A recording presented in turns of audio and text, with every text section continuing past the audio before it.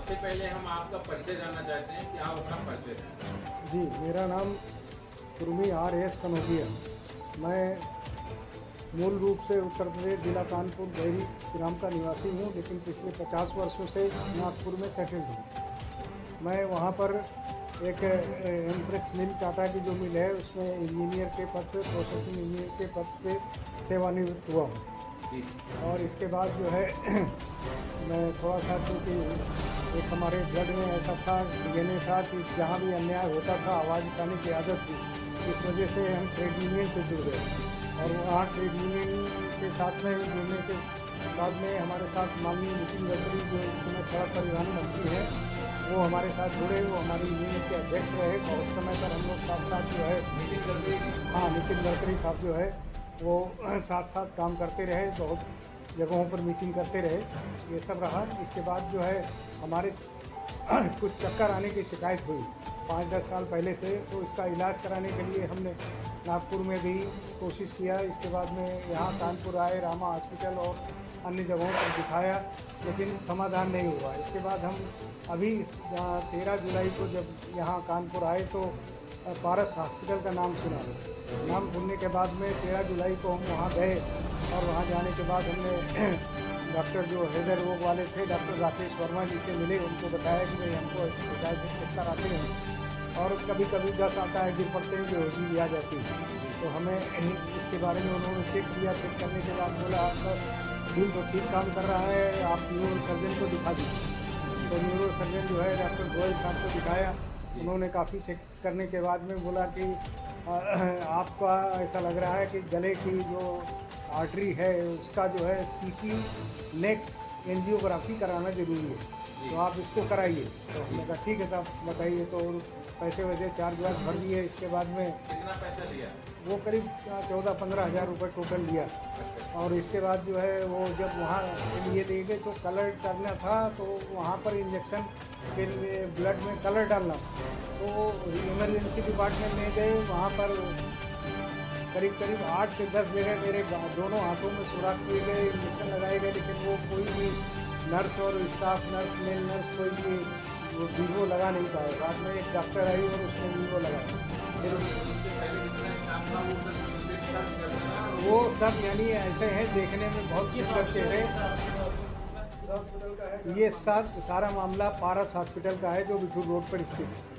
इसके बाद आगे जो है मेरे को रात वहाँ एंजियोग्राफी की गई, क्योंकि लेट हो गया था। 6-6:30 बजे तक एंजियोग्राफी करते रहे नेक का हमारे।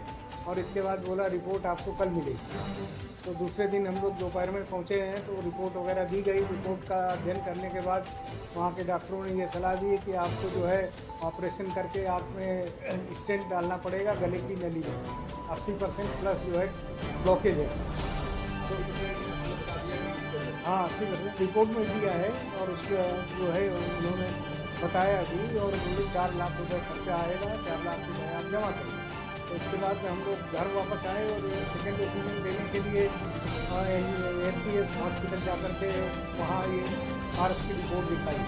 तो पारस कार्डियोलॉजी में जाकर के, तो वहाँ कार्डियोलॉजी में डॉक्टर वर्मा साहब थे। उन्होंने यहाँ की रिपोर्ट देखने के बाद ये कहा कि ये तो बहुत ज़्यादा सीरियस है, आप जो है पहले भर्ती हो जाइए, खड़े मत रहिए, लेट जाइए, बहुत सीरियस मैटर है। रिपोर्ट के आधार पर हाँ, रिपोर्ट बहुत ख़राब है। तो वहाँ भर्ती कर लिया उन्होंने। भर्ती करने के बाद उसका स्टडी करते रहे, और फिर बाद में जब नहीं समझ में आया तो उन्होंने बोला पारस हॉस्पिटल जाके सीडी लेके आए। तो सीडी ला करके दूसरे दिन उनको वहाँ दिया गया। सीडी देखने के बाद में भी जब समाधान नहीं हुआ, तो हॉस्पिटल के पैनल के डॉक्टरों ने कहा कि यहाँ हम लोग स्वयं नेक का जो है सीटी एंजियोग्राफी करेंगे। और वहाँ जब एंजियोग्राफी की गई तो उनके इसमें आया कि भाई जो उन्होंने 80% ब्लॉकेज प्लस दिखाया था, उससे तो नॉर्मल फ्लो हो रहा है। लेफ्ट में थोड़ा सा 30-40% जो है वो ब्लॉकेज है, तो वो तो नॉर्मल बोली, इस उम्र में तो इतना नॉर्मल है। तो इस तरीके से हमारा ये कहना है कि पारस हॉस्पिटल ने जो हमको रिपोर्ट दिया है वो हमारे ऊपर अटेम्प्ट है एक तरीके का, यानी हम यानी हमारा कहना ये है कि इन्होंने हमारे ऊपर एक तरीके से अटेम्प्ट किया है असैसिनेशन, यानी अटेम्प्ट टू असैसिनेशन ये एक तरीके का हमारा आरोप है। ये अस्पताल में हम माननीय योगी आदित्यनाथ जी से अनुरोध करते हैं कि अस्पताल की गुणवत्ता की जांच की जाए। यहाँ इन्होंने हॉस्पिटल तो इंद्रलोक जैसा बना रखा है, लेकिन डॉक्टर और जो एक्सपर्ट्स होने चाहिए उनमें बहुत बड़ी कमी है, गुणवत्ता की बहुत कमी है। जो भी है, न तो स्टाफ है, न नर्सेज है, सब चेहरे कंप्लेन करेंगे, सब जगह करेंगे। हम कोर्ट में भी जाएंगे, कंज्यूमर कोर्ट में भी जाएंगे, रिपोर्ट भी दर्ज कराएंगे, पुलिस में भी दर्ज कराएंगे, सब जगह जाएंगे, न्याय मिलना चाहिए। और ये इतना बड़ा हॉस्पिटल क्या लूटने के लिए खड़ा कर कर रखा है, लोगों को मजाक बना रखा है। हम तो पब्लिक को सावधान करेंगे कि वहाँ जाने के पहले 100 बार सोचे कि वहाँ लोगों के साथ धोखा दे रखा है। अफसराएँ उन्होंने पाल रखी हैं जो आपको जाने के बाद घुमाती हैं, फिराती हैं, आपके पैसे लूटते हैं। इस तरीके का वहाँ कारोबार है। तो हम तो ये चाहते हैं कि बहुत सख्ती से इसकी जांच हो, इसका लाइसेंस कैंसिल किया जाए। पारस हॉस्पिटल का लाइसेंस कैंसिल किया जाए।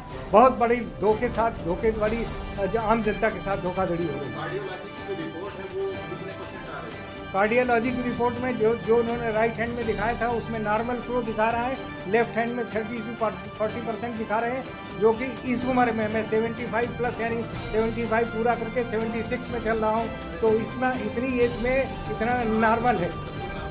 तो बोले इसमें है ही नहीं। बाद में हमने डॉक्टर साहब से कहा फिर हमको चक्कर क्यों आते हैं, तो उन्होंने बाद में कोई मशीन लगाई। 24 घंटे मेरा हार्ट बीट चेक किया गया और बाद में पता चला कि हमारा दिल धड़कते धड़कते बंद हो जाता है। तो बीमारी थी दिल धड़क से बंद होने के, उसकी वजह से उन्होंने ये पेस मेकर लगाया। और जब से पेस मेकर लगाया है तब से न चक्कर आ रहा है, न कोई दिक्कत हो रही, नहीं कोई बीमारी हो रही।